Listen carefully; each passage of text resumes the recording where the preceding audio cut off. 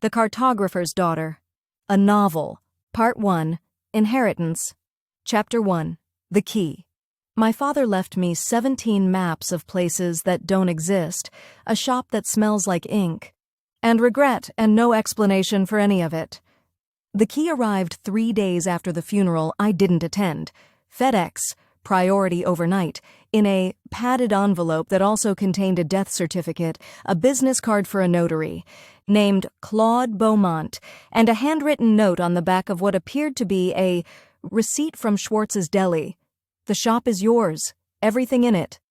Papa, not love, Papa, or your father, or even Elias. Just Papa. As if the 18 years since I'd last called him that had never happened. I stood in my Toronto apartment holding the brass key, turning it over in my palm like an artifact from someone else's life. Through the window, October light slanted across the financial district where I'd built my careful existence, the insurance tower where I analyzed risk and probability, the gym where I ran exact distances, the organic market, where I bought precisely portioned meals for one, soon to be two. Thomas emerged from the bedroom, nodding his tie. That from Montreal?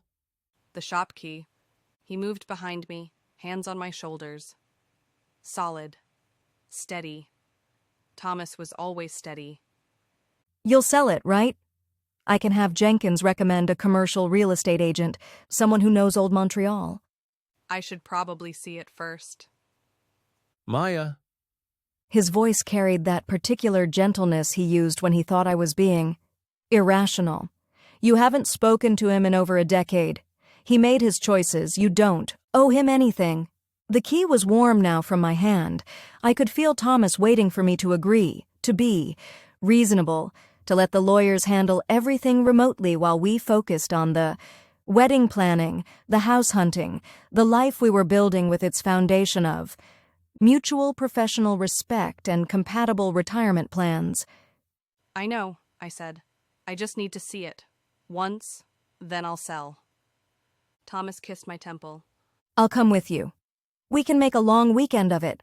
That bistro you liked on St. Paul. No. The word came out sharper than I intended. I need to do this alone. In the mirror's reflection, I watched him process this, his jaw tightening slightly before he smoothed it away. Thomas was very good at smoothing things away. Okay, He said. But don't let this drag on. The Greenfield merger presentation is in 3 weeks. Henderson is already circling for your position. After he left, I stood at the window holding my father's key, looking at nothing. My phone buzzed. A meeting reminder, a text from my wedding planner about cake tastings, an email about quarterly projections, the orderly architecture of my life, each commitment, slotting neatly into the next. I called my assistant and told her I'd be working remotely for the week. The drive to Montreal took 6 hours.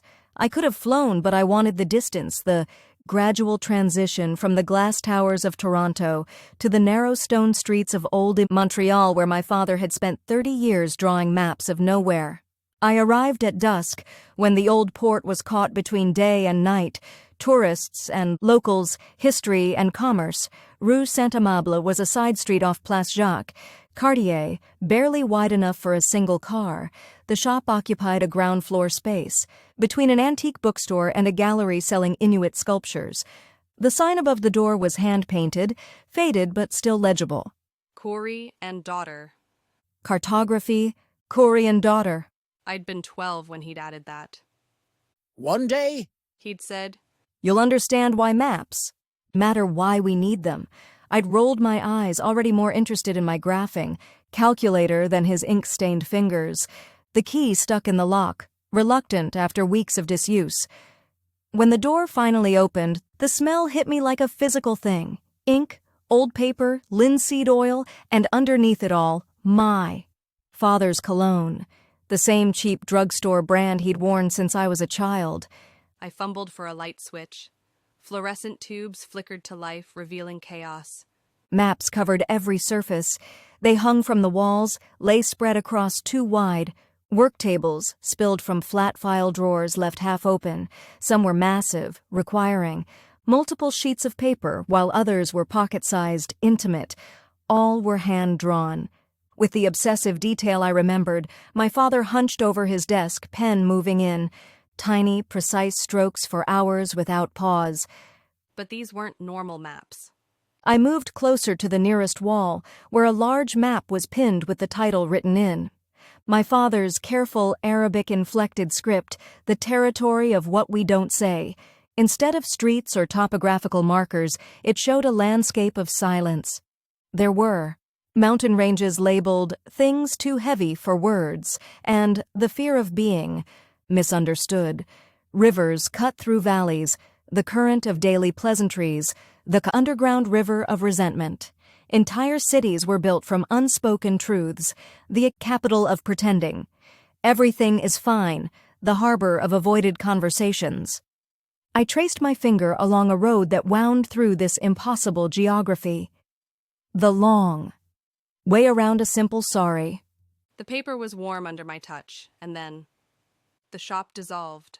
I was standing in a kitchen I recognized, though I hadn't seen it in 18 years. Our old apartment on Avenue du Parc, the one we'd lived in before Maman died. Sunlight through, the window over the sink, the smell of coffee and za'atar. My father stood at the counter, younger, his hair still more black than gray. He was making breakfast, his back to me.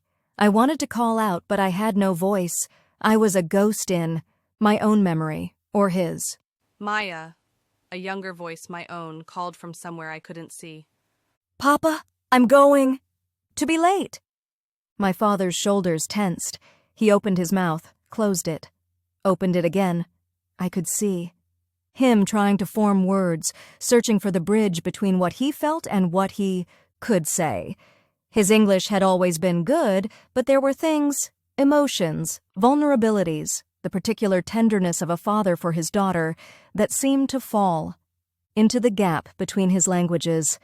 I put your lunch on the table, He said finally. Not "I love you" or "I'm proud of you" or "you" are my whole world, just Your lunch is on the table. the younger me rushed through the kitchen, grabbed a brown paper bag, kissed his cheek in passing. Thanks, Papa. Already gone, already moving into a world where his silence would eventually become a wall. He stood there after I left, his hand raised to his cheek, his lips moving, soundlessly around all the words that wouldn't come. Then I was back in the shop, gasping, my finger still on the map. What the hell? I jerked my hand away from the paper. The map was just a map again, ink and paper and nothing more. My heart hammered against my ribs. I looked around the shop, suddenly aware of how alone I was, surrounded by dozens, hundreds of these strange cartographies, my father's. Entire life's work apparently had been dedicated to mapping the unmappable. A noise from the back room made me spin around. Hello? My voice cracked. Is someone there? A young man emerged, hands raised in a gesture of peace. Early 20s, dark hair, a sparse beard, wearing a denim jacket over a hoodie. He looked as startled as I felt. I'm sorry, He said, his English accented, Syrian maybe, or Palestinian. I didn't mean to scare you. I thought I heard the door. I thought maybe it was. He trailed off, his expression shifting to something like sorrow. You're Maya. How do you know my name? Elias talked about you, showed me pictures. He took a cautious step forward. I'm Samir. I was his apprentice. I've been looking after the shop since he died, Samir nodded. I have a key. He gave it to me 2 years ago when I started working here. I come by to water the plants, make sure everything's okay. I didn't know you were coming today. I'm sorry.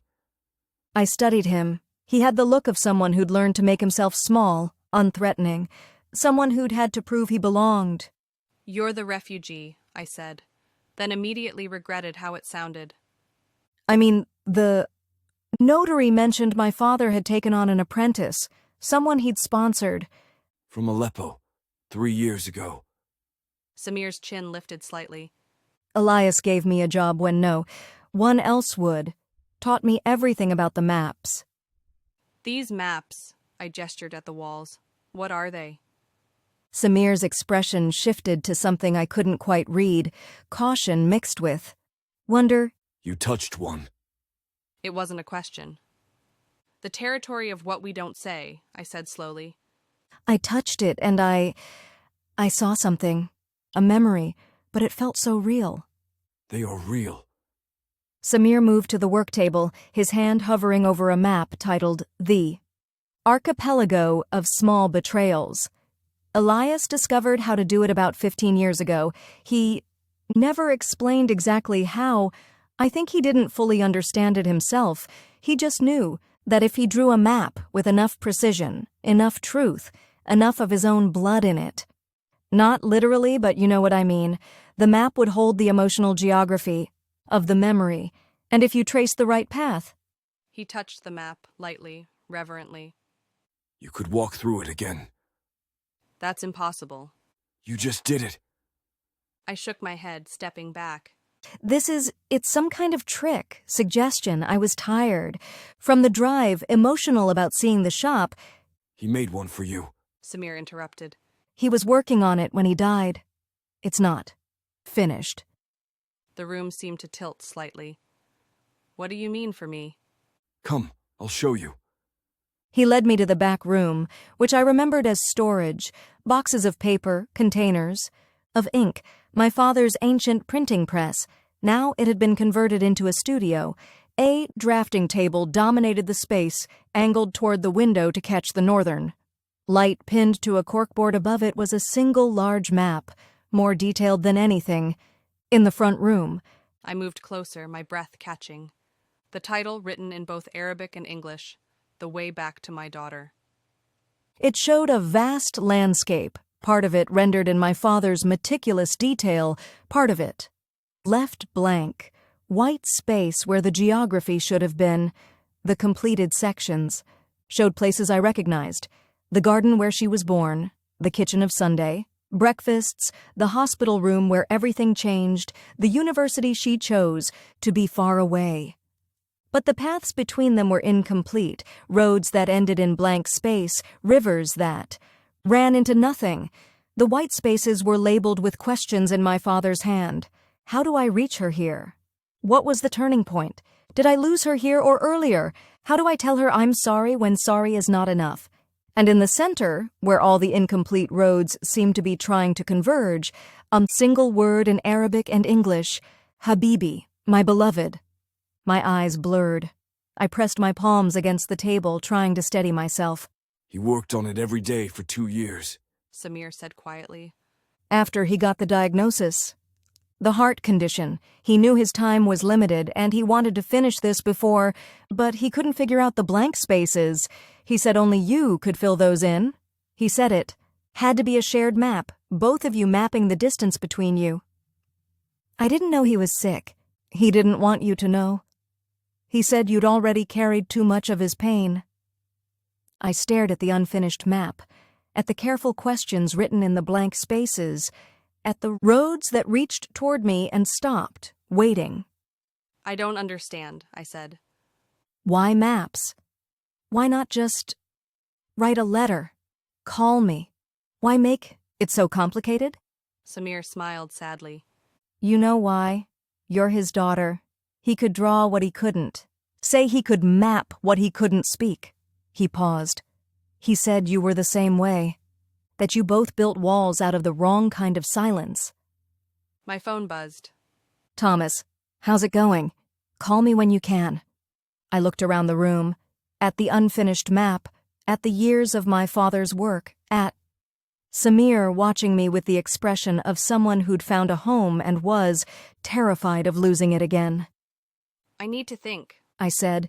I'm staying at a hotel. I'll come back tomorrow. Okay. Samir reached into his jacket and pulled out a business card. My number, in case you need anything. I close the shop at 6, but you can call any time. I took the card. At the door, I paused. These maps, the memories in them, are they always true, or are they just his version? Samir considered this. I think they're true the way memory is true. Not fact, exactly, but the emotional truth, the shape of how it felt. He smiled slightly. Geography of the heart? I stepped out into the October evening. The old port stretched before me, lamplight, reflecting off cobblestones worn smooth by centuries of footsteps. Somewhere, a street.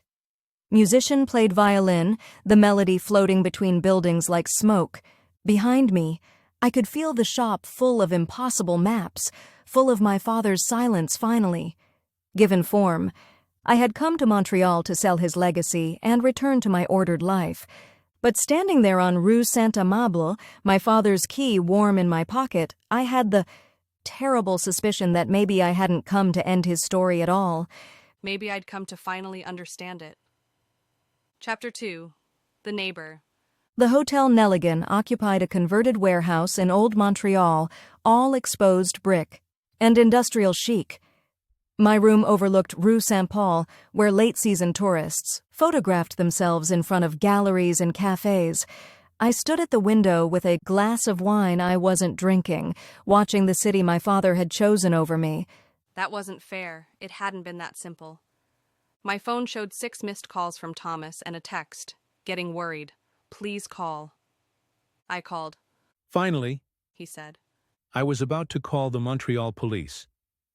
I'm fine. Sorry. The shop was more complicated than I expected. Complicated how? How did I explain? My dead father made magical maps that let you walk through? Memories, and he was trying to map his way back to me when his heart gave out. There's a lot of inventory, I said instead. A lot of his work. I need to figure out what to do with it.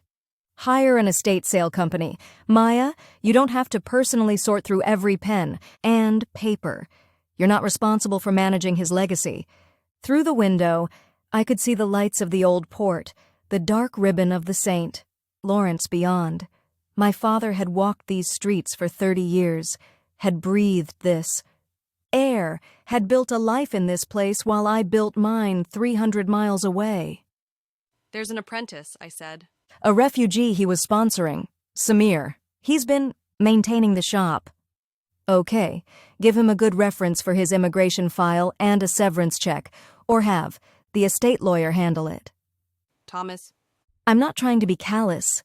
I know this is hard, but you left that world behind for a reason, didn't you? He made his choices. You made yours. He was right. He was being perfectly rational. So why did it feel like he was asking me to? Abandon something I hadn't even known I was looking for? I should go, I said. I'm tired. I love you. He said it like a reminder. Love you too. After we hung up, I pulled out the business card Samir had given me. Below his name and phone number, my father had written in tiny script, Cartographer in training. My father, who had never officially trained me, had trained someone else. I tried to feel angry about it, but mostly I just felt tired. I returned to the shop at 9 the next morning. Samir was already there, sweeping the front room, morning light slanting through the windows. You came back. He said, and I heard the relief in his voice. I said I would. People say a lot of things. He leaned the broom against the wall. Coffee? I brought. Extra. We sat at the work table with paper cups of coffee from the cafe 2 doors down. In daylight, I could examine the maps more carefully. Each one was a masterpiece of detail. And imagination, the labyrinth of grief, the desert of years after loss, the bridge, between who I was and who I had to become. How many are there? I asked. 143 finished, maybe 30 more in various stages. Your father was always working on multiple maps at once. He said different emotional territories required different mindsets. He couldn't draw grief and joy in the same session.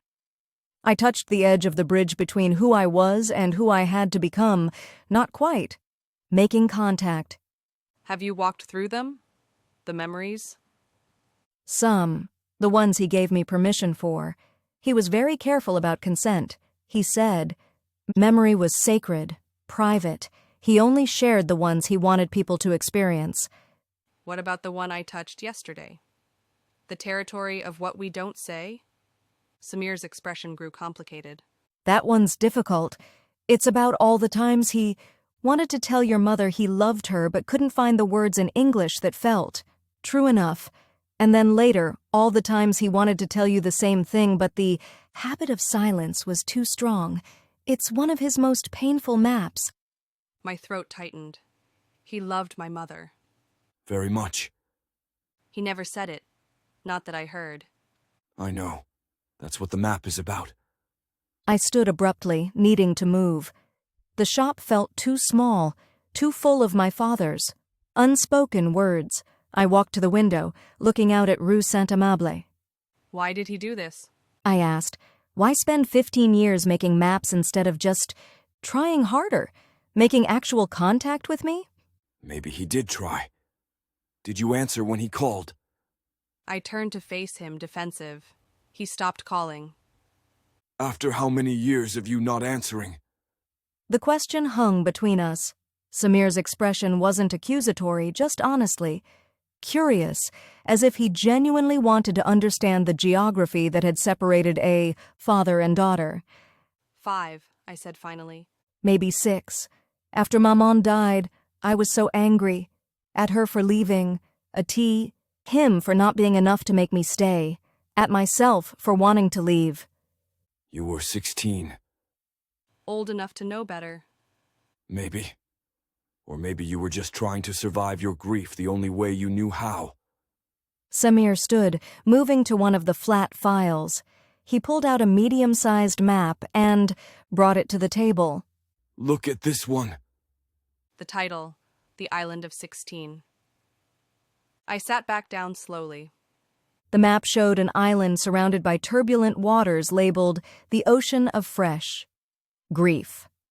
The island itself was rocky, harsh, covered with tangled forests, the woods of anger, the marsh of guilt, the cliffs of wanting to disappear. In the center, a fortress, the castle of keeping everyone out. Offshore, I could see a tiny boat struggling against the waves, a single figure rowing over and over, never reaching the shore. He tried to reach you. Samir said quietly. For years, but you'd built an island he couldn't land on. He could have tried harder. Could he? Look at the waters. The current of her grief is stronger than my rowing. The whirlpool of I'm not the parent she needs, the undertow of maybe she's better off without me. I stared at the map, at the tiny figure in the boat who looked like my father, who looked like he'd been rowing toward me for years. This isn't fair, I said, my voice rough. You're making me the villain. No one's the villain. That's the point. You were both drowning, and neither of you knew how to save the other. A knock at the door interrupted us. An elderly woman entered without waiting for an invitation, carrying a canvas shopping bag. She was small, compact, with sharp dark eyes, and steel gray hair pulled into a bun. She wore a practical wool coat and looked like she'd been commanding respect since the Eisenhower administration. Samir, Habibi, I brought... She stopped, seeing me. Her eyes narrowed. The daughter? Nadia, this is Maya. Maya, this is Nadia. She lives upstairs. She was your father's. Samir hesitated. I was his friend. Nadia said firmly. Since he opened this shop. Maybe his only friend, the stubborn man. She set her bag on the counter and began unpacking. Flatbread, labneh, olives, a container of what looked like tabbouleh. You look like your mother. You knew my mother? Of course. Beautiful woman. Terrible taste in wine. She would buy the cheapest bottles and insist they were fine. Nadia's eyes softened slightly. She loved your father very much. He loved her too, though he couldn't say it properly. So I'm learning. Nadia pulled out plates without asking, began assembling food. Samir, get the good olive, oil from the back, and Maya, sit. You're too thin. All you career women, you forget to eat. I found myself sitting, accepting a plate, too surprised to argue. I didn't come to the funeral, I said. I know, you weren't invited. That stung. What? Your father didn't want you there. Nadia spread labneh on flatbread with sharp, efficient movements. He said, You had your own life, that he didn't want to pull you back into his orbit for something as selfish as mourning. He said if you came, it should be for the maps, not for his dead body. That's ridiculous. That's Elias. Nadia pushed the plate toward me. Eat. I ate. The food was good, the kind of Lebanese home cooking my father had made when I was young, before grief had simplified his meals to bread and cheese and silence. He talked about you every day. Nadia said, sitting across from me. What you might be doing, whether you were happy. He looked you up online, read articles about your company's risk analysis projects. He was very proud, though he didn't know how to tell. You. He could have called. Could he? Would you have answered? It was the same question Samir had asked, and I still didn't have a good answer. Nadia's eyes bored into me. You know what your problem is? You're exactly like him. Both of you so afraid of saying the wrong thing that you say nothing at all. Both of you, building walls and calling them independence. She pointed at the maps on the walls. All. This is him trying to tear down his walls. The question is whether you're brave enough to tear down yours. I'm not. Brave, strong, ready? Nadia shrugged. No one ever is. That's not an excuse. We ate in silence for a moment. Through the window, I could see pedestrians passing, living their uncomplicated lives without magical maps and impossible inheritances. What should I do? I asked finally. That depends. Did you come here to sell his life's work to the highest bidder and go back? To your safe little world? Or did you come here to understand him? I don't know. Then you'd better figure it out. Nadia stood, gathering the empty plates. The maps. Won't wait forever. Memory is a living thing. The longer they sit untouched, the more they fade. Your father put 15 years into this work. It deserves better than a storage unit or a dumpster. She left without saying goodbye, her footsteps echoing up the stairs to her apartment. Samir cleared his throat. She's intense. She's terrifying. That too. He smiled slightly. But she's right. About the maps fading. I've noticed it with some of the older ones. The memories are getting dimmer, harder to access. Without someone to maintain them, to engage with them, they'll eventually become just paper and ink. I looked around the shop, at my father's life work, at the emotional territories he'd spent. Years charting, at the unfinished map that was supposed to lead him back to me. How do you maintain them? You walk through them. You witness them. Memory needs to be remembered to stay alive. All 143 maps? And the 30 unfinished ones. I laughed, the sound edging toward hysteria. That's insane. I have a job, a life. I can't just stay here indefinitely walking through my father's memories. Then what will you do? It was the question I'd been avoiding since I'd gotten the key. The practical answer was obvious. Catalog everything, find a museum or private collector willing to take them, liquidate the shop, divide whatever money remained between any debts and Samir's, severance, and return to Toronto in time for the Greenfield merger presentation. The practical answer was the right answer. But standing in that shop full of impossible cartographies, I found myself thinking about my father in his tiny boat, rowing against the current, trying to reach the island where I'd barricaded myself. I need to see more of them, I heard myself say. Before I decide anything, I need to understand what he made. Samir's face brightened.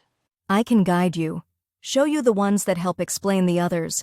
There's an order to them, a kind of progression. How long will it take? To experience all of them. Weeks, months maybe. But to understand the essential. Geography? A week. Maybe less if you're willing to go deep. A week. I told Thomas I'd be gone a week. Okay, I said. Show me. Samir moved to the wall, his hand hovering over the maps like a curator deciding where to begin a tour. Finally, he selected a large map titled The Mountains of Leaving. This one. he said. This is where it started. This is him leaving Lebanon. I took a breath, then reached out and touched the map. The world tilted, and I fell into my father's past. Chapter 3. The Mountains of Leaving. I stood on a hillside above Beirut. The city sprawled below, white buildings climbing the slopes toward the Mediterranean, which glittered in the distance like broken glass. The year was 1982. I knew this without knowing how I knew it. The air smelled of jasmine and smoke. My father stood beside me. Not beside. I was seeing through his eyes, feeling what he Felt. 26 years old, a portfolio of maps under his arm, his mother's gold cross hidden in his shoe. The sound of shelling echoed from the east, not close but not far enough. Elias. A woman's voice. I turned, he turned, and saw a young woman with dark eyes and a determined jaw, not my mother, someone I'd never seen in photographs. Rima. My father said, and I felt his heart break a little just saying her name. You're really leaving. Not a question. The scholarship came through. McGill University.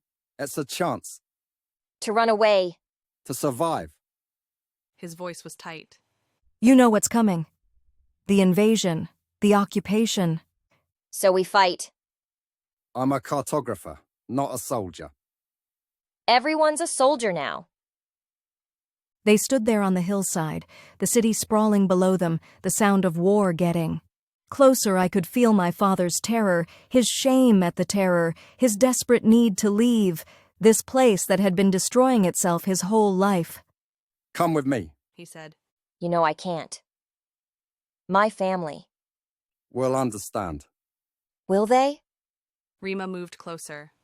My brother is in the militia, my father is running the hospital, my mother is organizing shelters, and you want me to leave them to study maps. In Canada? I want you to live. This is living. Fighting for home, not running to draw pretty pictures in some safe foreign city. The words hit like bullets. I felt my father flinch, felt his anger and hurt tangling together. I'm not brave like you. He said finally. I never was. Rima's expression softened slightly. She touched his face. Yes, you are. You're just brave. In a different direction. She kissed him then, and it felt like goodbye, which it was. The scene shifted. Airport. Crowds, soldiers checking papers. My father's hand shaking as he handed over his. Passport, certain they would stop him, would find some reason to turn him back. But they waved him through. He walked toward the gate, his shoulders tight, refusing to look back. Every step felt like betrayal. Every step felt like survival. On the plane, he pressed his forehead against the window and watched Beirut recede. Below him, the city where he'd been born, where generations of his family had lived and died, where Rima would stay to fight a war that would consume the next 15 years. He would never see her again. The scene shifted again. Montreal, winter. My father standing in front of McGill's geography department, snow, falling around him, wearing a coat too thin for Canadian winters. Everything was foreign. The language, the cold, the way people moved through space without fear of sudden violence. He'd been given a small apartment, a stipend, access to the university's map collection. It should have felt like a gift. Instead, it felt like amputation. At night, he would try to draw maps of Beirut from memory, the streets, the markets, the view from his grandmother's balcony. But his hand shook, and the lines wouldn't come. Right. The city he was trying to capture was already changing, being destroyed and rebuilt, in ways he would never witness. He was a cartographer without a country, trying to map a place that was disappearing. The scene shifted once more. A small studio apartment. My father at a desk, surrounded by failed attempts at traditional maps, street maps, topographical maps, city plans, all of them accurate but dead, empty, of the life he remembered. In frustration, he swept them aside and pulled out a fresh sheet of paper. Instead of streets, he drew feelings. The homesickness was a mountain range, impassable, overwhelming. The guilt of leaving was a river that cut through everything. The fear of forgetting was a desert where memory dried up and blew away. The hope of someday returning was a distant city on the horizon, shimmering like a mirage. He drew for hours, mapping the emotional territory of displacement, of being caught, between a home that was disappearing and a new country that would never truly be home. When he finished, he stared at what he'd created. It wasn't a map of any real place, but it was true in a way his other maps had never been. He titled it The Mountains of Leaving. And when he touched it, when he traced the path he'd drawn from the village of a childhood to the port of no return, he fell back into the memory, stood again on that.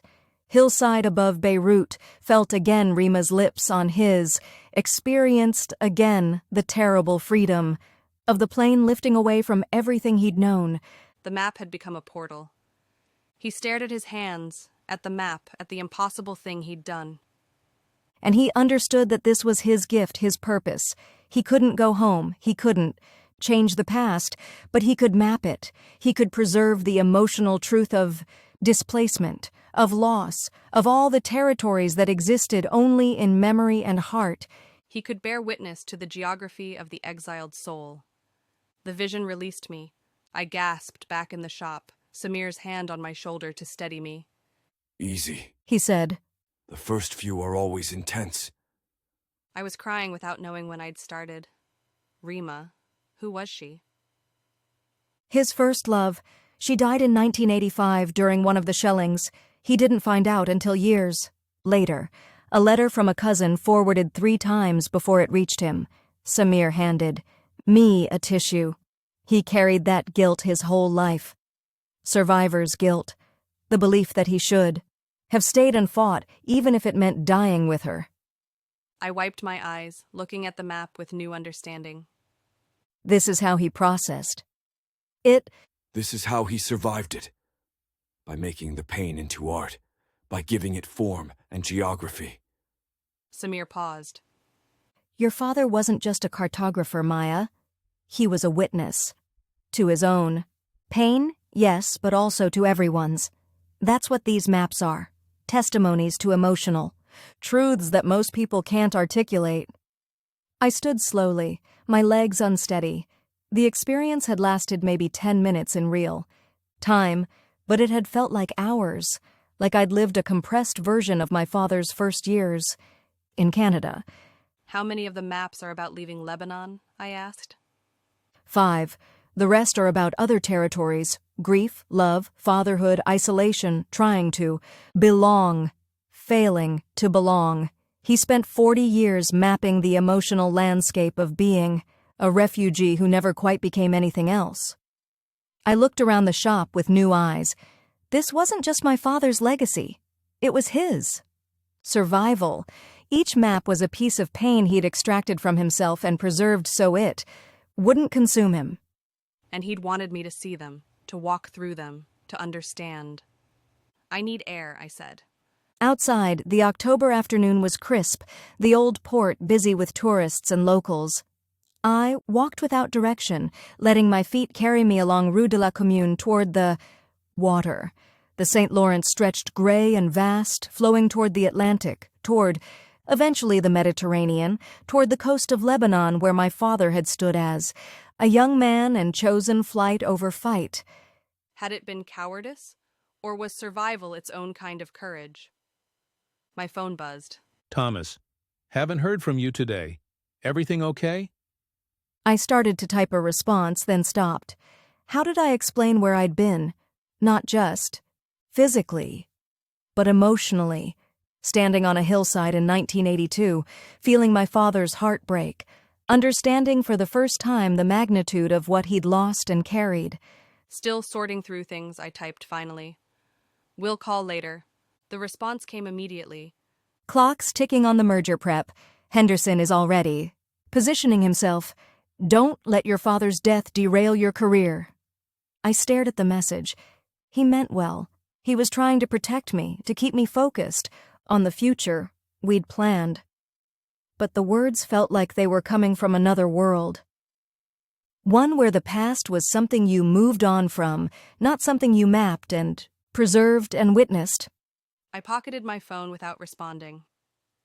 When I returned to the shop, Nadia was there, arguing with Samir in rapid French. She switched to English when she saw me. You look terrible, like you've been crying. I saw the mountains of leaving. Ah, Nadia's expression softened fractionally. That one's heavy, but important. You need to understand where he came from to understand where he couldn't go. What's that supposed to mean? sit. She gestured at the table where she'd set out more food, warm pita, hummus, a pot of tea. Samir, explain to her about the blank spaces. Samir sat across from me, his hands wrapped around a teacup. Your father's maps have two kinds of blank spaces. The first kind is like the one in The Way Back to My Daughter. Spaces he couldn't map because he didn't know how. Questions he couldn't answer. And the second kind? Spaces he couldn't map because he couldn't bear to. Territories too painful to chart. Samir glanced at Nadia, who nodded. There's a map called The Territory We Never Speak Of. It's mostly blank. Just a title and a few fragmentary edges. He could never finish it. What's it about? Nadia answered, her voice unusually gentle. Your mother's death. The year after. The way. You looked at him like he'd failed you. The way he looked at himself the same way. The room felt suddenly smaller. I never blamed him for her cancer. Didn't you? Even a little. Isn't that what 16-year-olds do when their world falls? Apart? Look for someone to blame. I thought about that terrible year. My mother wasting away in the hospital, my father, working obsessively, staying late at the shop as if he could map his way around her, death. The way I'd screamed at him that he cared more about his stupid drawings than about us. The way he'd stood there taking it, silent, confirming every accusation. I was cruel, I said quietly. You were grieving. So was he. Yes. Nadia poured tea, the ritual movements precise. But he was also guilty. Guilty that he'd brought you to Canada, away from family, away from the extended support network you would have had in Lebanon. Guilty that he couldn't save your mother. Guilty that he couldn't help you through your grief because he was drowning in his own. She pushed a cup toward me. And then guilty that you left. Guilty that you didn't come back. Guilty that he couldn't figure out how to build a bridge to you. So he drew maps instead. He drew maps because that's all he knew how to do. Because words had always failed him, but lines and territories and emotional landscapes, those he understood. I sipped the tea. It was mint, sweet, the way my mother used to make it. The territory we never speak of. I said, Can I see it? Samir and Nadia exchanged glances. It's in the back room. Samir said slowly. But Maya, I'm not sure you should. Not yet. Some of the maps require preparation, context. If you walk into that one without understanding the territories around it, it might be too much. I'm a grown woman. I can handle it. Can you? Nadia's eyes were sharp. Because from where I'm sitting, you look like someone who spent 18 years running from her grief, and you're about to walk straight into the epicenter of it. Maybe that's what I need to do. Maybe. Nadia stood. Or maybe you need to walk through the territories leading up to it. First, build your strength. Understand the full geography before you try to summit the mountain. She left, taking the tea things with her, leaving Samir and me in the darkening shop. She's dramatic, I said. She's not wrong. Samir moved to the wall, running his hand along the maps. There's an order to these, a progression. Your father designed them that way. If you try to skip ahead, you miss the context that makes the later ones bearable. I thought about the merger presentation waiting for me in Toronto, about Thomas's messages, about my carefully constructed life that felt suddenly like a map with all the Emotional territories left blank. How long, I asked, to experience them the right way? A week, maybe 2 if you want to really sit with each one. 2 weeks. Thomas would lose patience, Henderson would position himself for my job, the wedding planning would fall behind schedule. But my father had spent 15 years building this emotional atlas. Didn't I owe him at least 2 weeks to read it? Okay, I said. Show me the progression. All of it, in order. Samir smiled, a real smile, the first I'd seen from him. Tomorrow, 9 a.m. We'll start with the harbor of arrival and work our way forward, but tonight you should rest. Traveling through the maps is exhausting. He was right. I felt hollowed out, wrung dry from experiencing just one of my father's memories. At the door, I paused. Thank you for taking care of this place, for caring about him. He gave me a home when I had none. Samir said simply. It's the least I can do. Back at the hotel, I ordered room service and sat at the window watching Montreal move through its evening rhythms. Somewhere in the old port, my father had walked these same streets, had looked at this same river, had carried his mountains of leaving and his territory of unspeakable loss. He'd built his life here, built his art here, and died here, still trying to map his way back to me. My phone rang. Thomas. Hey, I said. You were supposed to call. I know, sorry, it's been a long day. How much longer do you think you'll need? The merger presentation is in 2 weeks. You really should be here for the prep meetings. I might need more time than I thought. Silence. Then, Maya, what's going on? You sound different. I'm just tired. It's more than that. You're getting pulled back into that world, your father's world, the one you left for a reason.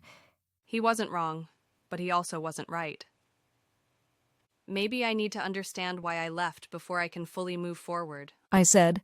That's therapy talk. You're a data analyst. You deal in facts and projections, not emotional archaeology. Maybe that's the problem. Another silence, longer this time. When Thomas spoke again, his voice was carefully controlled. I'm trying to be supportive, but I'm also trying to protect you. And frankly, protect us. We have a life we're building, a future. Don't let the past derail it. What if understanding the past is part of building the future? What if it's just reopening wounds that never healed properly? We were both right. We were both scared. I need to do this, I said finally. I can't explain it better than that, but I need to see this through. How long? 2 weeks, maybe less. 2 weeks. He exhaled. Okay, but Maya, at some point you have to choose the past or the future, his legacy or our life. You can't have both. After we hung up, I sat in the dark room, thinking about choices and maps and the territories we build between ourselves and the people we love. My father had spent 15 years trying to map his way back to me. Maybe it was time I started mapping my way back to him, even if I had no idea where that path would lead. Part 2. Cartography. Chapter 4. The Harbor of Arrival. Over the next week, Samir guided me through my father's emotional atlas. We established a routine. I would arrive at 9, and Samir would have already selected the day's map, positioned it on the main work table like a sacred text. He'd explain the context, the emotional territory it charted, and then I would touch it and fall into my father's memory. The harbor of arrival showed me my father's first years in Montreal, the culture shock, the linguistic displacement, the particular loneliness of being surrounded by people, but utterly alone. I experienced his first winter, the cold so extreme it felt like punishment. I felt his humiliation when professors corrected his English, his frustration when idioms eluded him, his exhaustion from translating everything, not just words, but entire ways of being, from Arabic to French to English and back again. But I also felt his wonder, the safety of walking streets where bombs didn't fall, The luxury of planning beyond tomorrow, the strange gift of being anonymous, of having no family history weighing on every choice. The desert of language mapped the gaps between his 3 languages, Arabic, French, English.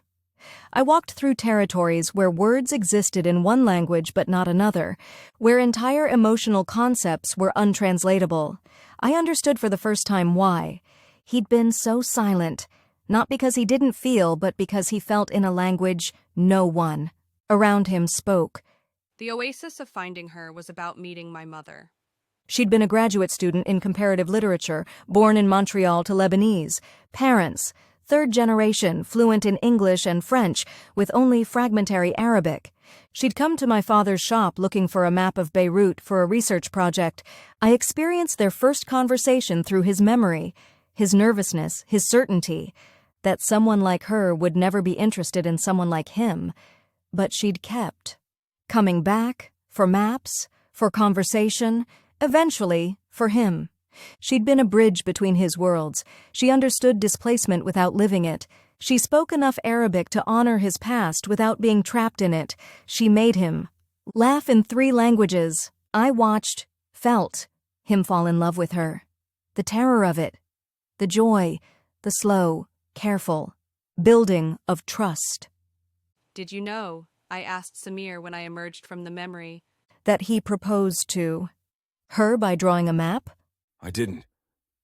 The journey to forever, he called it, a map showing the path from loneliness to partnership with various obstacles along the way, the mountain of fear, the river of doubt, the canyon of past hurts. But all the paths led to the same destination, home. I was crying again. I cried after almost every map. She must have loved that. Samir said. She did. I could feel how much she loved it, how much she loved him. I wiped my eyes. Thomas proposed to me at a 5-star restaurant. He had the ring in a champagne glass. It was very romantic. But it wasn't a map. Samir smiled gently.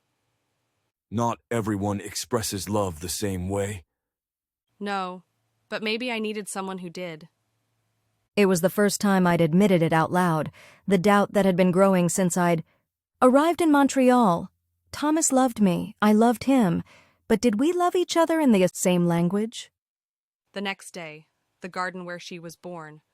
My own birth, experienced through my father's eyes, the hospital room, my mother, exhausted and radiant. The moment they placed me in his arms, this tiny, fierce creature. That was half him and half the woman he loved. The terror of it, the absolute overwhelming responsibility, the certainty that he would fail me. But also, the love. So much love it felt like drowning. He'd looked at me and thought, here is my country now. Here is the home I lost. Here is everything that matters. And then, almost immediately, I don't know how to protect her. I don't know how to do this. When I emerged from that memory, I couldn't speak for almost an hour. I just sat there understanding for the first time that my father's silence hadn't been indifference. It had been fear. Fear that he would damage me with his inadequacy, his displacement, his inherited trauma. So he'd tried to give me everything else, music lessons, books, maps of the world, so I would never feel as unmoored as he had. But he'd withheld the one thing I'd needed most, his voice, his emotional presence, his willingness to be vulnerable. He thought silence was protection. Samir said when I finally spoke. That if he didn't burden you with his pain, you'd be free of it. But pain doesn't work that way. No, it seeps through anyway. Over the following days, I walked through my childhood seen through my father's eyes. The archipelago of Sunday mornings showed the weekly ritual of breakfast together, him, teaching me to crack eggs, to flip pancakes, to measure coffee. Each Sunday was an island of connection in a sea of his work-week absence. I felt his joy in these simple moments, and his grief that there weren't more of them. The forest of her questions mapped all the questions I'd asked as a child that he didn't know how to answer. Not facts, He could explain geography, history, mathematics, but questions like, why don't I have grandparents? And why are you so sad sometimes? And don't you love Mama anymore? Trees in this forest were labeled with his failed attempts at answers. The tree of changing, the subject, the tree of half-truths, the tree of telling her she's too young to understand. I'd felt dismissed as a child. Now I understood he'd been lost. The bridge we built in stories was about the bedtime tales he'd tell me, stories of Beirut, of his grandmother's garden, of the mountains and the sea, fiction mixed with memory, geography transformed into fairy tale. It was the only way he knew to share his past, without burdening me with its pain. I remember those stories, I told Samir. I loved them, but I never knew they were real, or partly real. He was giving you his history in the only form he could. I wish he'd just told me the truth. Would you have understood it at 7, at 10, at 12? Maybe not. But I would have understood that he trusted me enough to try. On the 7th day, Samir led me to a map I'd been avoiding, the hospital room where everything changed. My mother's death, You don't have to do this today. Samir said. We can wait. No, I need to see how he experienced it. The map was brutal in its detail. The ICU, the machines, the steady diminishment of the woman who had been my mother, who had been his bridge to belonging. I touched the map and fell into the worst day of my father's life. The smell hit first. Antiseptic, illness, the particular staleness of air that's been recycled. Too many times. My mother lay in the hospital bed, her skin gray, her breathing labored. The cancer had won. Everyone knew it. We were just waiting now. He sat in the chair beside her bed, holding her hand. She'd been asleep for hours. The doctor said she might not wake again. I wanted to speak, wanted to say everything I'd never said properly, that she'd saved me, that she'd given me a home when I'd thought I'd lost the concept forever, that loving her had been the geography that finally made sense. But the words wouldn't come. They never did when they mattered most. She opened her eyes, just barely. Elias, She whispered. I'm here, My voice, his voice, cracked.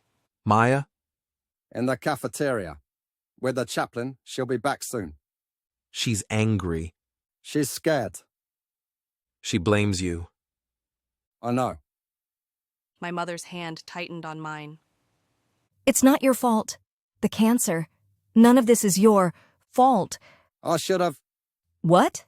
Prevented cells from mutating, stopped time? Elias, you did everything. It wasn't enough. Love is always enough, even when it can't save us. She closed her eyes again, her breathing more labored. I sat there holding her hand, feeling her slip away degree by degree. I don't know how to do this without you. I said. I don't know how to be her father. Alone. You were the bridge.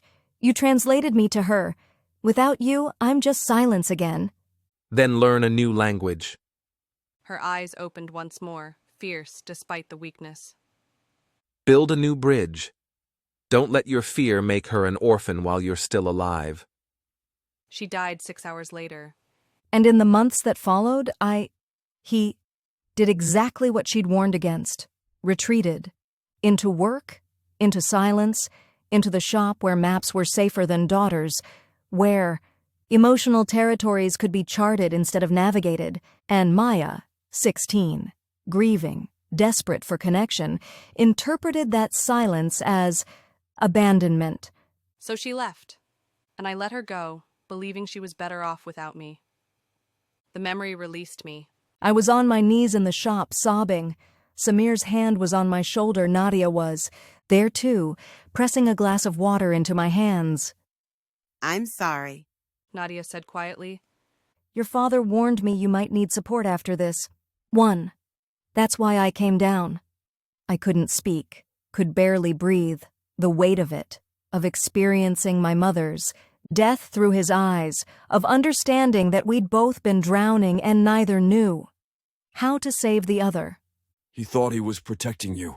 Samir said, by withdrawing, by not making you, responsible for his grief.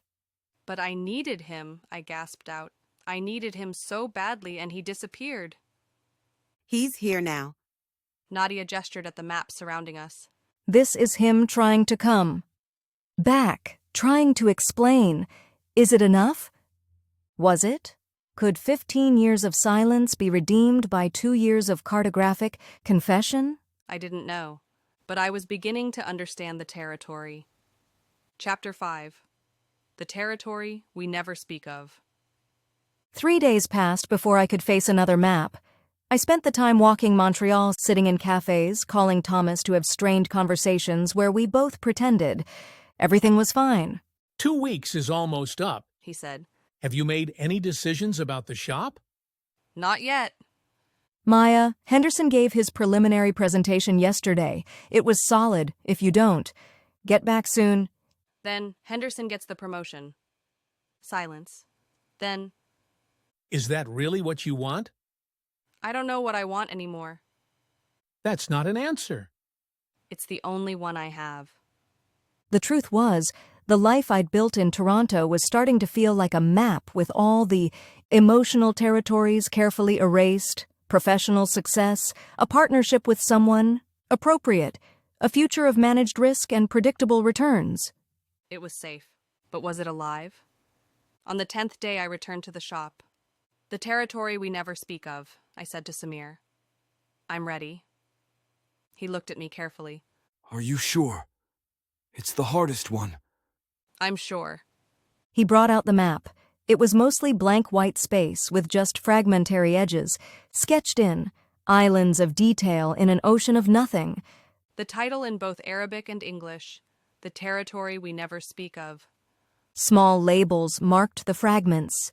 The year after, the things she screamed, the silence. That replaced her, the day she left, the 18 years of missing her. This one doesn't work like the others. Samir warned. Because he couldn't complete it, the memory is fragmented. You'll experience pieces, not a continuous narrative. And, because it's about profound pain, about the gap between you, it might try to pull you deeper than you should go. What does that mean? The maps are partly his memory, partly his emotion, and partly something else. Something that responds to whoever's walking through them. If you're not careful, you'll get lost in the blank spaces, in the territory that even he couldn't map. How do I stay safe? Remember, you can leave. At any point, if it's too much, pull your hand away from the map.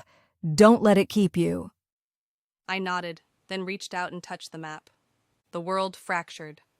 Fragment 1, the year after. I was in our old apartment, the one on Avenue du Parc where we'd lived when my mother was alive. But it was wrong. Too quiet, too empty. Spaces where her things had been now. Held nothing.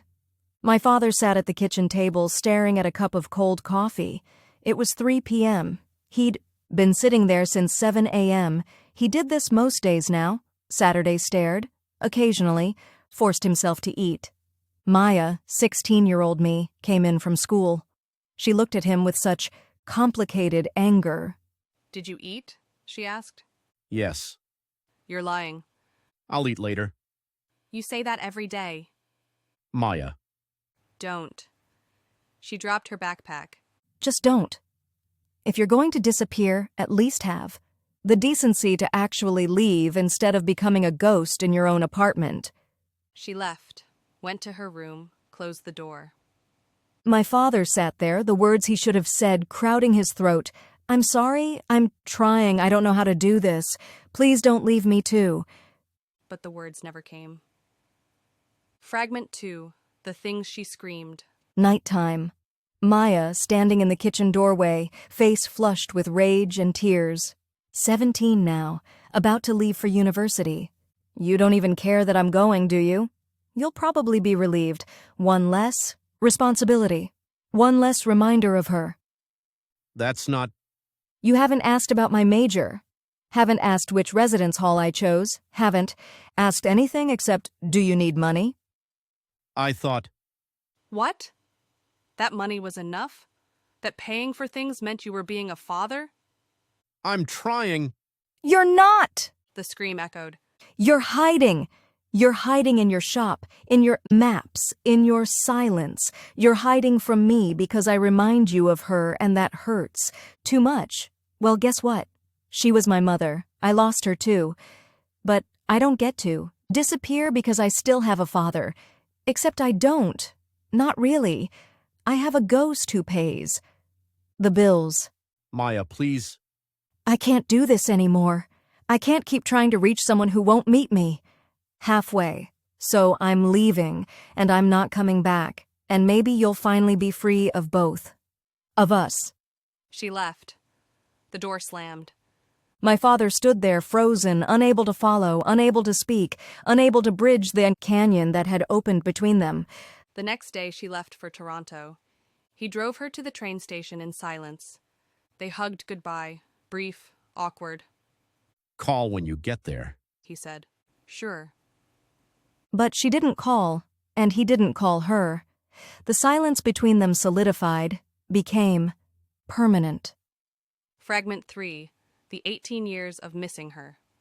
This fragment was different, not a single memory, but a compression of thousands. Every time he almost called, every time he started to write a letter, every time he saw something she would have liked and had no way to share it with her. Birthdays passing, holidays alone, the shop he'd named Khoury and daughter even though. There was no daughter anymore. The years when he'd check her LinkedIn profile, read about her promotions, her engagement, her life that was happening without him, the pride, the grief, the certainty that he'd failed her so completely that his absence was a gift. And then the diagnosis, the bad heart, the knowledge that time was finite. And finally, the decision. If he couldn't find the words, he would map the territory. He would create an atlas of everything he'd never said, and maybe, if she was willing to walk, through it she would understand. Maybe she would forgive him. Maybe it would be enough. The fragments ended, but I couldn't pull away from the map. The blank spaces were pulling me in. I was falling into the white space, into the territory that even my father couldn't map. The space between us, the silence, the years of missing each other. And suddenly, I wasn't just experiencing his memories. I was experiencing my own. My fragment. The things I didn't say. I was 18, in my Toronto dorm room, staring at my phone. His name in my contacts. My thumb hovering over the call button. I wanted to tell him I was struggling, that university was harder than I'd expected, that I was lonely, that I'd made a mistake, that I'd been so angry and hurt that I'd burned a bridge I wasn't sure how to rebuild. But calling him would mean admitting I needed him, would mean making myself vulnerable to more disappointment. So I didn't call. And the next month, the calls got harder to make. My fragment, the wedding invitation. I was 28, holding a wedding invitation with Thomas's name and mine at the top. I'd already addressed 50 envelopes to friends, colleagues, extended family on my mother's side. One blank envelope remained. Mr. Elias Khoury. I could invite him, should invite him. He was my father. But inviting him meant explaining him to Thomas's family, meant acknowledging the gap between us, meant the possibility that he wouldn't come, which would hurt worse than not inviting him at all. I put the envelope in a drawer. I didn't send it. My fragment, the dream. I was 34, the night before I got the call about his death. I dreamed I was in the shop. He was there, younger, the way he'd looked when I was a child. He was drawing a map, his hand moving in those careful, precise strokes. I remembered. What are you mapping, Papa? I asked. The way back to you. I'm right here. He looked up and his eyes were infinitely sad. No, Habibi. You left a long time ago, and I don't know how to follow. Then draw a map. I'm trying. But there are blank spaces, places only you can fill in. What places? The places where I hurt you. Where I failed you. Where my silence became a wall. I can. Map my side of the canyon, but I need you to map yours, otherwise the bridge can't. Meet in the middle. I woke up crying. The next day, the lawyer called to tell me he was dead. The map released me. I was on the floor of the shop, Samir and Nadia both holding me, keeping me grounded. You went too deep, Samir said, his voice tight with concern. I tried to pull you back, but you wouldn't let go. I saw my memories too, I gasped. Not just his. The map pulled in mine. Nadia's eyes widened. That's never happened before. Your father said it was possible, Samir said slowly. That if someone with enough connection, enough shared territory touched the maps, they might add their own geography to it, but he never managed it. He tried with your mother before she died, wanted to create shared maps, but it didn't work. It worked with me. Because I was his daughter, because our territories overlapped, because the blank space between us was both his and mine. I sat up slowly, looking at the map. It wasn't just fragmentary anymore. New pieces had appeared, my pieces, my memories woven in with his. The territory we'd never spoken of was finally being mapped from both sides. What does this mean? I asked. It means, Nadia said softly. that maybe you can finish what he started. Chapter 6. The Way Back to My Daughter. For 3 days, I avoided the back room where my father's final unfinished map waited. Instead, I worked through the remaining maps Samir had selected. The Lighthouse of, Small Hopes, the Valley of Teaching, Her to Ride a Bike, the Mountain of Watching Her, Graduate, from a distance from photographs on Facebook because he hadn't been, Invited. Each map added another piece to my understanding. My father hadn't been absent because he didn't care. He'd been absent because he cared so much it terrified him. Because after my mother died, he'd lost his translator, his bridge, his courage. Because he was just a refugee with a broken heart trying to raise a daughter in a language. He barely spoke, in a country that had never quite become home, carrying trauma he didn't know how to set down. It didn't excuse his silence, but it explained it. On the 13th day, I called Thomas. I'm not coming back for the merger presentation, I said. Silence. Then, Maya, what are you doing? I'm finishing something I should have finished 18 years ago. Henderson's going to get your position. I know. And you're okay with that? I don't know. But I know I can't leave Montreal until I finish this? Finish what? Sorting through your dead father's belongings? Understanding him. Understanding us. Understanding why I've spent my whole adult life building walls and calling them success. Is this about the engagement? About us? Was it? I looked at the diamond on my finger, thought about Thomas waiting for me in. Our carefully planned life. I love you, I said, and meant it. But I'm not sure I love you in the right language. What does that even mean? It means I think we've been building a life based on what makes sense, not what makes us alive. That's not fair. Maybe not, but it's true. Another long silence. When he spoke, his voice was tight. So what are you saying? You want to end this? I'm saying I need time to figure out who I am when I'm not running from my past, and I need to do that alone. How much time? I don't know. That's not an answer, Maya. It's the only one I have. He hung up without saying goodbye. I sat there, the phone in my hand, feeling terrible and free at the same time. Nadia appeared in the doorway. I heard. Well, I listened. The walls are thin.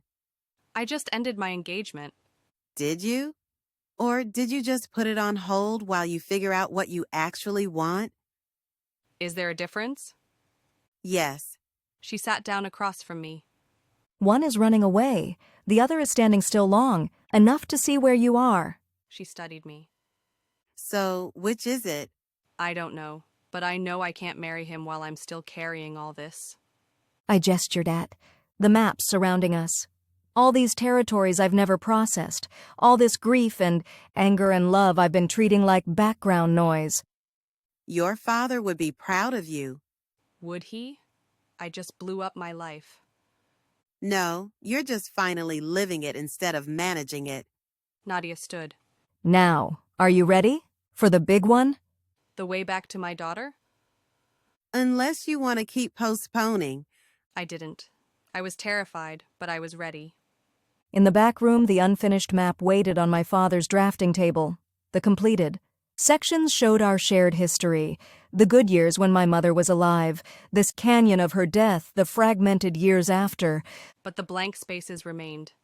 Questions without answers. Roads that didn't connect. Samir joined us, carrying a set of my father's finest pens. You understand what you need to do? He asked. Add my geography to his. Map my side of the canyon so the bridges can meet in the middle. It won't be easy. You'll have to be honest. About your pain, your anger, your part in the distance between you. I know. I pulled out the chair at my father's drafting table and sat where he'd sat for 2 years, trying to find his way back to me. The pens felt right in my hand, as if I'd been training for this my whole life without knowing it. I started to draw. The first section I added, the island of 16. Not my father's version, the view from his tiny boat, rowing against impossible currents. My version, the interior geography of that terrible year after my mother died. I mapped the forests of anger, at her for dying, at him for surviving, at myself for being angry. The marshes of guilt where I sank every time I felt happy, as if joy was a betrayal of her memory. The cliffs where I stood wanting to disappear, not from life exactly, but from the weight of being alive. And the fortress, the castle of keeping everyone out. I drew its walls thick and high, labeled the gates, "Don't make me talk about it, I'm fine, I'm fine, I'm fine. If I let you in, I'll break." The castle had a dungeon, and in it I locked away everything I couldn't handle, missing her, needing him, being afraid all the time. From inside the fortress, I'd watched my father's boat approach again and again, and every time I'd rained down arrows of rage. You're not her. You don't understand. Leave me alone. Until he stopped rowing, until the boat drifted away, until we were both alone on our separate territories. Drawing it hurt, but also helped. Giving geography to that pain made it something I could. See, could map, could finally navigate instead of being lost in. I moved to the next blank section, the mainland of running away. This was university, my 20s. Building a new life in Toronto that looked nothing like Montreal, nothing like my father's world of maps and silence. I labeled the territories, the career that proved my worth, the apartment with no old, photographs, the friendships that never went too deep, the relationship that was safe, because it wasn't intense. And at the center, the city, where no one knew about the sad Lebanese girl I used to be. I'd thought I was moving forward. Now I could see I'd just been running in a carefully controlled circle, never quite escaping the territories I was fleeing. The next section, the engagement. Thomas and I had built something good, stable, professional, compatible, all the right. Words that weren't alive or passionate or real.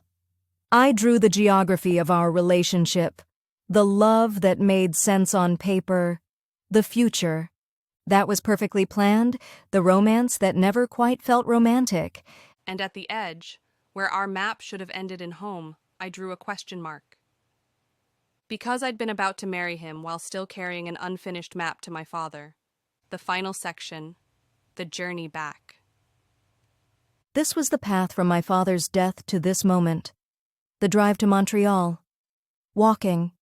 Into the shop, touching the first map, each memory I'd experienced, each piece of his, pain and mine that I'd witnessed. And finally, the bridge. I drew it carefully from both sides. His side labeled with everything he'd tried to give me. Through the maps, understanding, context, love expressed in the only language he could. My side labeled with everything I was trying to give him, forgiveness, recognition, acknowledgement that we'd both done our best with what we had. The bridges met in the middle, not perfectly, not smoothly, but they met. And at the meeting point I wrote, "We tried, we failed, we kept trying. Maybe that's enough." I set down the pen. My hands were shaking. I'd been drawing for hours. The light through the window had changed from morning to afternoon to evening. Samir and Nadia stood behind me, silent. "It's done," I said. Yes. Samir's voice was thick. It's beautiful, Maya. Your father he would be so proud. I stared at the completed map. Our map. Both of our territories, both of our pain, both of our love, finally charted together. "Now what?" I asked. Now, Nadia said. you walk through it. I touched the map, and this time I didn't fall into memory. I fell into something else, something between memory and dream, between past and present, between what was and what could have been. I was standing in the shop, but it was different, brighter, full of light. My father was there. Not a memory of him, not a ghost, something else, a presence, an essence, his. Consciousness preserved in the geography he'd spent 15 years mapping. Habibi. He said, "My beloved." "Papa." My voice broke. We stood there looking at each other across the distance that had defined us. "I'm sorry," we both said at the same time. Then we laughed. Small, painful laughs that turned into crying. I didn't know how. He said. To be what you needed. I could draw maps, but I couldn't. Speak. Every time I tried, the words would catch, would come out wrong, would sound inadequate. So I stayed silent, and the silence became a wall.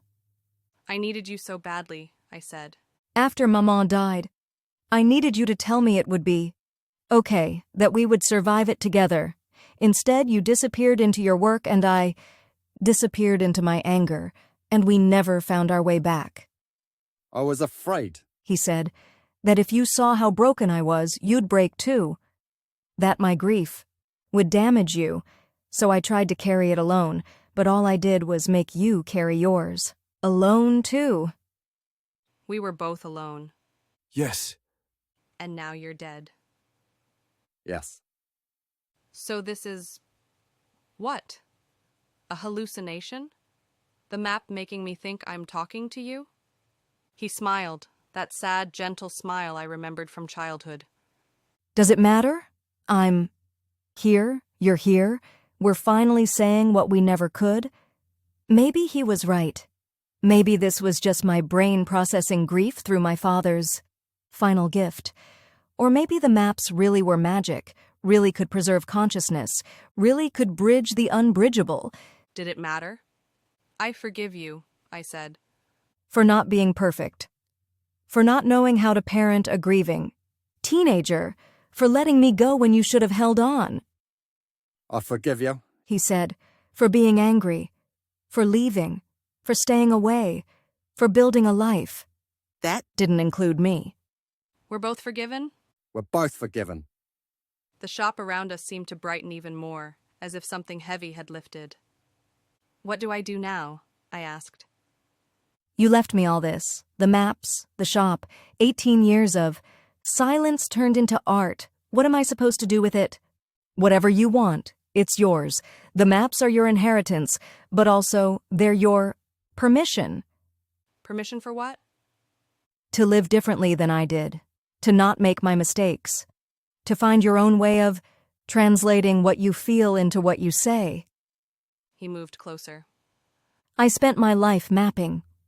Territories instead of living in them, don't do that. Use the maps to understand, yes, but then put them down and go live. Thomas. Doesn't speak your language. You know that now. But maybe I could teach him? Maybe. Maybe. Or maybe there's someone who already speaks it, but that's your territory too. Map, not mine. The light was starting to fade. The vision, or hallucination, or magic was ending. I love you, Papa, I said quickly. I should have said it more. I should have... You're saying it now. That's enough. He reached out as if to touch my face, though I couldn't feel it. Thank you, Habibi, for coming back, for finishing the map, for giving me the ending I couldn't give myself. What ending? The one where we find our way back to each other, where the bridges meet in the middle, where love, finally, is enough. The vision dissolved. I was back in the shop, my hand on the completed map, tears streaming down my face. But something was different. Lighter. As if I'd put down a weight I'd been carrying so long. I'd forgotten what it felt like to stand up straight. Samir and Nadia were there, watching. Did you see him? I asked. No. Samir said. But we saw you. Saw you talking to someone. Saw your face change. The maps are portals, I said slowly, understanding it fully for the first time. Not just to memory, to connection, to the emotional reality that exists beyond death, beyond time, beyond the limitations of what we could say when we had the chance. Yes, Nadia said simply. That's what he discovered. That's what he spent 15 years perfecting, the cartography of the soul. I looked at the completed map, ours now, not just his, the full geography of our relationship, the good and the broken and the redeemed. What happens now? I asked. That, Nadia said, is up to you. Part 3. Territory. Chapter 7. The Decision. I spent the next 3 days in a strange limbo. The maps were completed, or at least the one that mattered most was. I'd said goodbye to my father, received his forgiveness, given mine. The story was done, but I was still here, still in Montreal, still standing in a shop full of impossible cartographies trying to figure out what came next. Thomas called once. I didn't answer. He sent a text. Henderson got the promotion. I'm sorry, but also, I think you knew this. Was coming. When you're ready to talk about us, call me. I should have felt devastated. I'd worked years for that position, but mostly I felt nothing, as if that life belonged to someone else. The wedding planner called. I let it go to voicemail. My mother's sister called from Vancouver. I heard you were in Montreal, dealing with Elias's shop? Yes, How are you doing with all that? it's complicated. It always was with him. A pause. He loved you, you know? He just didn't know how to. Show it. I know. I'm figuring that out. After we hung up, I walked through Old Montreal, letting my feet decide where to go. I ended up at the old port, watching the St. Lawrence flow past. My father had walked these same streets, had looked at this same river for 30 years.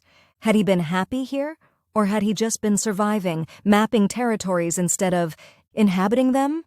My phone buzzed. Samir. There are people here who want to meet you. Can you come too? The shop? When I arrived, I found Samir, Nadia, and 3 strangers gathered around the work table. Maya, these are some of your father's clients, I suppose you'd call them. Samir said. The first was a middle-aged woman with kind eyes. Dr. Chen. I'm a therapist. Your father. Made maps for several of my patients, people dealing with complex trauma, grief they couldn't articulate. His maps gave them a way to see their pain, to navigate it.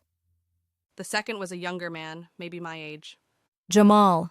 I'm a refugee counselor. Your father donated maps to our center. New arrivals would work with them, map their own. Journeys of displacement. It helped them process what they'd lost, what they were trying to build. The third was an elderly woman. Marie Thibault. I teach art therapy at Concordia. Your father was supposed to guest lecture this semester on therapeutic cartography. We were. Devastated when he died. I looked at Samir. I didn't know any of this. He was private about it. But his maps, they weren't just personal projects. They were tools, ways of helping people process what they couldn't speak. Dr. Chen pulled out a folder. We've been talking, the 3 of us and several others in the community, about what happens to your father's work, about preserving it, about making it accessible. I'm listening, We'd like to propose something. Jamal said. A foundation, the Khoury Center for Emotional Cartography, a place where his maps could be preserved, studied, where people could come to experience them, where we could train others in his techniques. We've already identified potential funding sources. Dr. Chen added. There's significant interest in his work from trauma researchers, art therapists, refugee organizations. Your father was onto something genuinely revolutionary, a way of making the unmappable visible. Marie leaned forward. But we need your permission. The maps are yours now. We can't move forward without you. I looked around the shop, at the walls covered with my father's life work, at the emotional territories he'd spent 15 years charting. He'd want this, Nadia said quietly. He'd want his pain to have purpose, his silence to finally speak. Would he? I thought about the man I'd come to understand through the maps, shy, haunted, brilliant in his own way. Would he want strangers walking through his memories, his grief, his most private territories? But then I thought about what he'd told me in the vision. Use the maps to understand. Yes. But then put them down and go live. Maybe this was how to honor both impulses. Preserve the maps, but make them useful. Keep them alive by letting others experience them, learn from them, be healed by them. Yes, I said. Let's do it. The relief in the room was palpable. There's one condition, I added. The way back to my daughter, the one we completed. Together, that one stays private. It's ours, mine and his. The rest can be shared, studied, used to help people, but that one is just for us. Of course. Dr. Chen said. We wouldn't have it any other way. We spent the next hour discussing logistics, timeline, funding, governance structure. By the time they left, we had the skeleton of a plan. After they were gone, I stood in the empty shop with Samir and Nadia. Thank you, I said, for making this happen. We didn't make it happen, Samir said. Your father did. We're just helping his work. Continue. What will you do, I asked him, when the foundation is established? I'd like to be part of it, if you'll have me. Your father was teaching me not just how to maintain the maps, but how to make them. I have my own territories to chart .. Displacement, refuge, rebuilding. I think there's value in that. There is. And yes, you should be part of it. Central to it, actually. You knew him in ways I never did. Nadia cleared her throat. And you? What will you do? It was the question I'd been avoiding. I don't know, I admitted. Go back to Toronto, probably. Figure things out with Thomas, or figure out that we can't. Find a new job. Rebuild. Rebuild what? My life. My career. Whatever comes next. In Toronto. Where else would I go? Nadia and Samir exchanged glances. What? I asked. Nothing, Nadia said. It's just... You seem different here. More alive. Like you're speaking. Your actual language instead of translating yourself. Was I? I thought about the last 2 weeks. Walking through my father's memories, mapping my own territories, completing the bridge between us. I'd cried more, felt more, been more raw and real than I had in years. Maybe that was just grief, temporary intensity that would fade once I returned to normal. Life. Or maybe this was normal. Maybe Toronto, the insurance job, the careful risk analysis of everything. Maybe that was the territory I'd built to avoid living. I need to think, I said. Take your time. Samir said. The shop isn't going anywhere. And neither are we. Chapter 8. The map I'm making. I gave myself 1 more week, 7 days to walk Montreal as my father had walked it, to see what he'd seen, to understand what had held him here when leaving might have been easier. I visited the places marked on his maps, the cafe where he'd met my mother, the hospital where she'd died, McGill University where he'd first arrived as a refugee, the parks where he'd taken me as a child, the old port where he'd walked alone during the worst years. I interviewed people who'd known him, the owner of the art supply store who'd sold him, paper and pens for decades, the woman who ran the bakery where he'd bought bread, every Sunday, the bartender at the Lebanese restaurant who'd sometimes convince him to stay for dinner instead of eating alone. He was a regular, the bartender told me.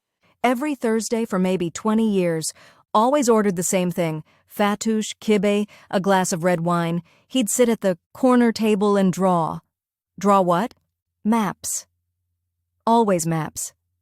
Sometimes he'd show me these beautiful, strange things that didn't look like any geography I knew. He paused. He talked about you sometimes. He did. He'd say, my daughter, she's in Toronto. She's doing well. She's successful. Like he was. Proud, but also sad. Like success had taken you somewhere he couldn't follow. That image stayed with me. My father sitting in a corner booth every Thursday, drawing maps and talking about his daughter to a bartender. Proud, sad, alone. Had I done that to him? Or had we done it to each other? Maybe it didn't matter anymore. Maybe the point was just understanding it had happened and deciding what to do with that understanding. On the 6th day, I made an appointment with Claude Beaumont, the notary handling my father's estate. I want to understand the financial situation, I told him. The shop's worth, his debts, what's actually involved in maintaining this place. Beaumont pulled out files. Your father lived simply. Very simply. Most of his income went back into the shop, materials, supplies, keeping the space. He had enough saved to cover funeral expenses and a small bequest to his apprentice, Samir. He paused. The building is owned by the landlord, but your father's lease is paid through the end of the year. After that, you'd need to negotiate renewal or find a new space. And the maps themselves? Are they worth anything? In monetary terms? It's hard to say. They're unique, created by someone with no traditional market presence. To the right collector or institution, they might be valuable, but that would require finding that collector, marketing them, building a case for their worth. He looked at me over his glasses. Why? Are you planning to sell? No, I'm planning to donate them to a foundation, but I need to know what I'm donating. Then you'll need appraisals, documentation. I can recommend people. We spent an hour discussing logistics. By the end, I had a clearer picture of what was involved in preserving my father's work. It was complicated, but doable. That night, I sat in the hotel room and made 2 lists. Reasons to return to Toronto, my apartment, my professional network, Thomas, maybe. The familiar, the safe, the life I've built. Reasons to stay in Montreal, the shop, the foundation, Samir and Nadia. Understanding my father. Understanding myself, the possibility of living instead of managing. I stared at the lists. One was practical, reasonable, based on sunk costs and existing commitments. The other was terrifying. I called Thomas. Maya, He sounded tired. I was starting to think you were ghosting me. I'm sorry. I needed time to think. And? I'm not coming back. Not right away. There's something here I need to finish. The shop? More than that. A foundation. My father's legacy, and also me. I need to figure out who I am when I'm not running from my past. Silence. Then, How long? I don't know, months, maybe longer. Maya, I can't wait indefinitely. I know, I'm not asking you to. Another silence, longer this time. So this is it. You're ending this. I'm saying I can't marry you while I'm still figuring out who I'm marrying you as. That's not fair to either of us. I love you. I know, I love you too, but I don't think we love each other in the way that builds a life. We love each other in the way that makes sense, and maybe that would have been enough if I hadn't come here and remembered what it feels like to speak my own language. What does that even mean? It means you speak a language of logic and planning and managed risk, and I thought I spoke that language too, but I think I was just translating myself, and now I need to figure out what my actual language is. That's very poetic. It's also incredibly frustrating. I know, I'm sorry. Don't apologize for being honest.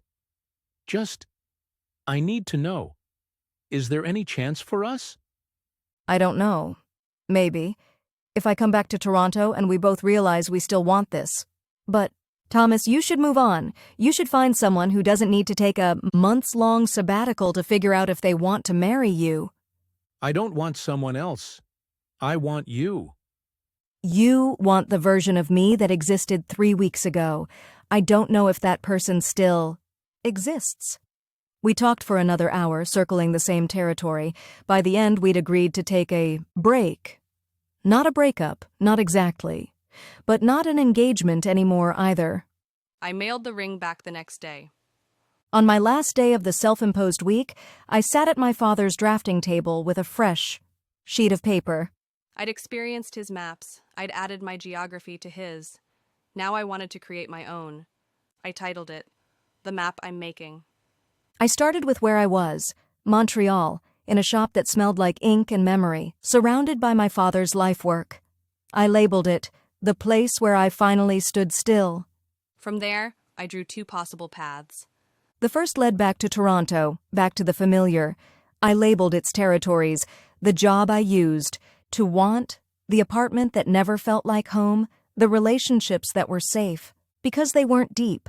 The path ended at a city labeled the place I thought I was, supposed to be. The second path led elsewhere.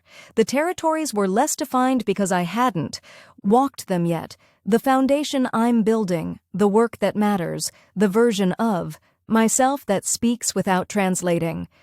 This path ended at a city labeled the place I choose to be. Between the 2 paths, I drew a decision point, a fork in the road. I labeled it Now. And at the bottom of the map, I wrote, some territories you inherit, some you escape, some you have to map yourself. I stepped back and looked at what I'd drawn. It wasn't as technically skilled as my father's work. The lines were less certain, the geography more abstract. But it was mine. And looking at it, I knew which path I was choosing. I found Samir in the shop the next morning, already preparing for the day's work. I'm staying, I said. He looked up, a slow smile spreading across his face. In Montreal? In Montreal. At least for now. At least until the foundation is established and running. Maybe longer. What about your job? Your life in Toronto? I'm taking a leave of absence. 6 months officially. But honestly, I think I'm done with insurance risk analysis. I'd rather work on emotional cartography. Your father would be so happy. I hope so. I sat down across from him. I need your help. With the foundation, yes. But also with learning this.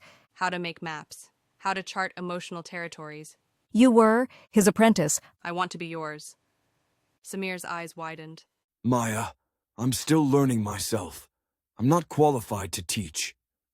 You're more qualified than anyone. You worked with him for 2 years. You understand? The maps in ways I'm just beginning to, and you have your own territories to chart. Displacement, refuge, rebuilding. That's valuable. That's exactly what this work needs. He was quiet for a moment. Then, Okay. Yes. I'll teach you what I know. We'll learn the rest together. we shook hands, formalizing the partnership. Nadia appeared in the doorway, carrying her usual bag of food. I heard. You're staying. How did you? The walls are thin. And also, I can read people. It was obvious you were going to stay. Was it? You've been alive here in a way you weren't anywhere else. Of course you'd stay. She set down the food. Today it was manikish, the Lebanese flatbread my father used to buy on Sunday mornings. Your father would be proud. And also probably anxious that you're throwing away your career for his maps. I'm not throwing it away. I'm choosing something else. Good. Choice is better than drift. She began unpacking food. Now, let's talk about the foundation. I have ideas. Of course she did. We spent the day planning. By evening, we had a rough timeline.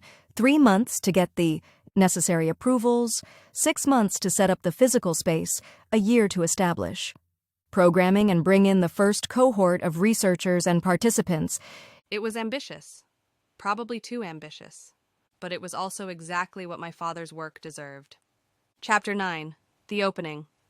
8 months later, the Khoury Center for Emotional Cartography opened its doors. We'd found a space 3 blocks from the original shop, a former textile factory with high, ceilings, and good light.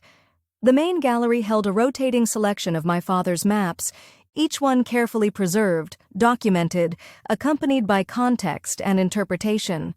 Visitors could walk through them. With supervision, with preparation, with respect for the emotional territories they were entering, they could touch the maps and experience the memories. The response was overwhelming. Trauma survivors came to see their own pain mapped by someone who'd understood it. Refugees came to witness someone else's journey of displacement. Therapists came to learn new tools for helping clients process what couldn't be spoken. My father's silence had finally found its voice. Samir ran the apprenticeship program. He'd already taken on 2 students, a Syrian, artist, and a Canadian social worker, teaching them the basics of emotional cartography, creating maps that held more than geography, that opened portals to understanding. I ran the research program. We were documenting my father's technique, analyzing how. The maps worked neurologically and psychologically, trying to understand the mechanism that made them portals rather than just paper. Nadia, unsurprisingly, had appointed herself director of operations. She managed everything: schedules, finances, relationships with funders. The center ran because she made it run. On opening night, we held a small reception. Dr. Chen was there, Jamal Marie Thibault, the dean of McGill's geography department. Representatives from 3 refugee organizations, a reporter from the Gazette who'd written a beautiful piece about my father's work. And Thomas. He'd called a week earlier. I'll be in Montreal for a conference. Can we get coffee? We met at a cafe in the plateau. He looked good, successful, confident, wearing the life. He'd built like a well-tailored suit. Henderson's doing fine, he said. But the team misses you. I miss them too, sometimes. Do you miss Toronto? Parts of it. The lake, the diversity, the way the city's always moving forward. I paused. But I don't miss the life I was living there. Because of me? Because of me. I was translating myself all the time, trying to be the version of Maya that made sense. Here I get to just be. He nodded slowly. I'm happy for you. I mean that. Are you seeing anyone? Starting to? Nothing serious yet. But yes. He smiled slightly. She's a corporate lawyer. Very practical.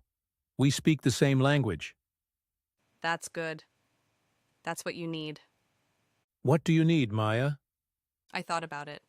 I need to keep learning this. Emotional cartography, how to map, territories that most people can't see. How to make silence speak. You found your calling. I found my inheritance. Which maybe is the same thing. We finished our coffee.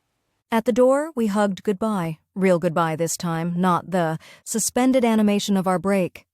Be happy, he said. You too. I watched him walk away, this man I'd almost married, and felt nothing but gratitude. For what we'd had. For what we'd figured out we didn't have. For the grace to let each other go.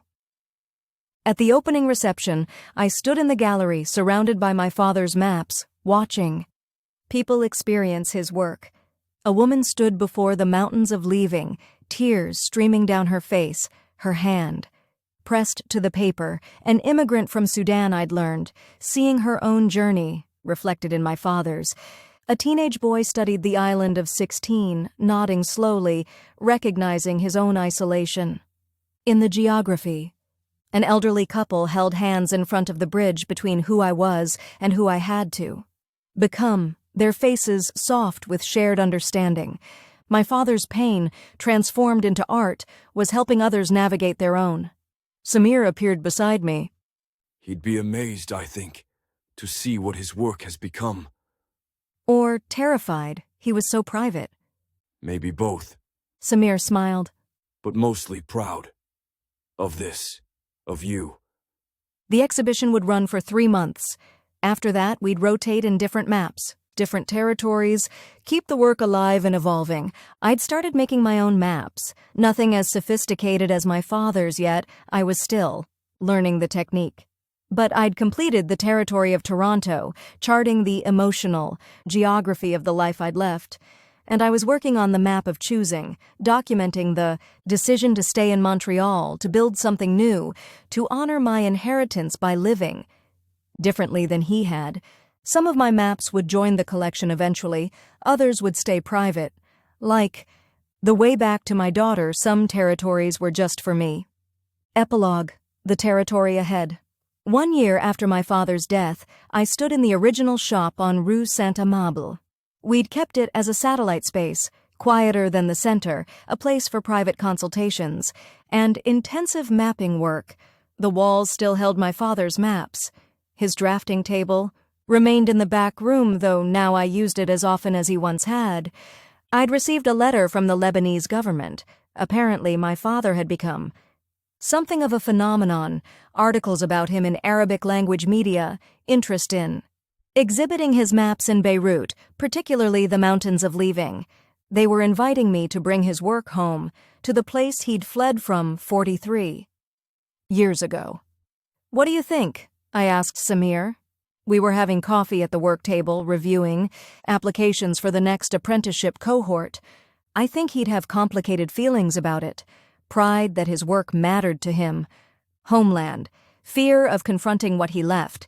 Guilt that it took his death for Lebanon to claim him. All of that sounds right.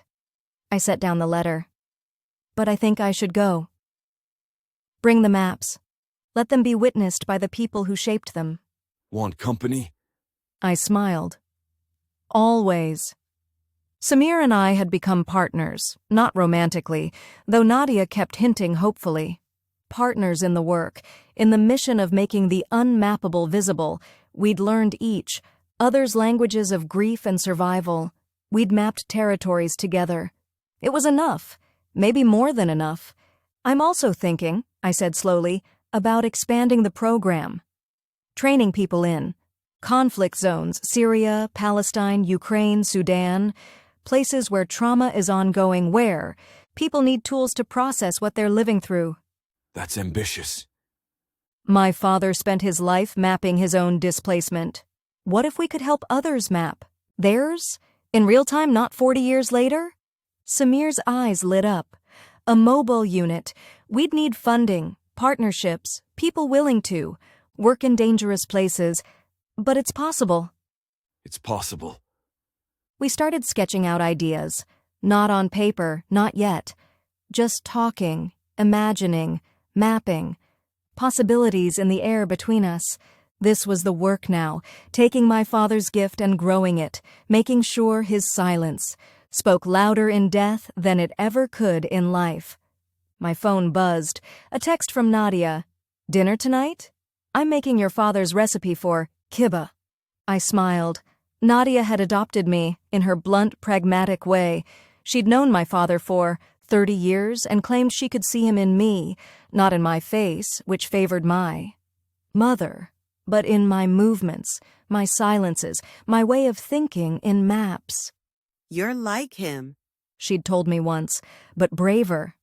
You're doing what he couldn't, living in the territories instead of just charting them. Was I?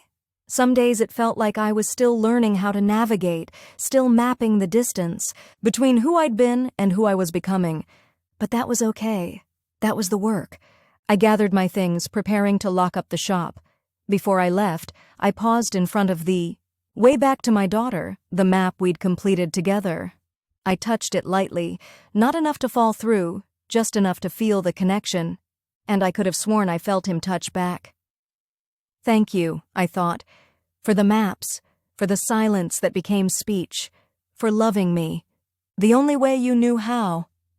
Thank you, I imagined him thinking back, for coming back, for finishing what I started, for living instead of running. I stepped out into the October afternoon, 2 years since I'd first arrived in Montreal with a key and a plan to liquidate my father's shop. 2 years since I'd discovered that inheritance wasn't just what you received, it was what you chose to do with it. The old port stretched before me, the same as it had been when my father arrived 40 years ago, 3 years ago, the same as it would be 43 years from now. But I was different. No longer the woman who analyzed risk and avoided pain. No longer. The daughter who'd run from her father's silence. I was a cartographer now, mapping territories of the heart, making the invisible visible, helping people find their way through landscapes that had no roads. I was my father's daughter, finally, and that was enough. Author's note. This novel explores themes of displacement, grief, intergenerational trauma, and the languages we speak or don't speak to those we love. While emotional cartography as depicted here is fictional, the underlying truth is real. We all carry maps of our emotional territories. Some are inherited, some are self-drawn, and some require collaboration with others to complete. May you find the courage to map your own territories, and may the bridges you build meet in the middle, the end.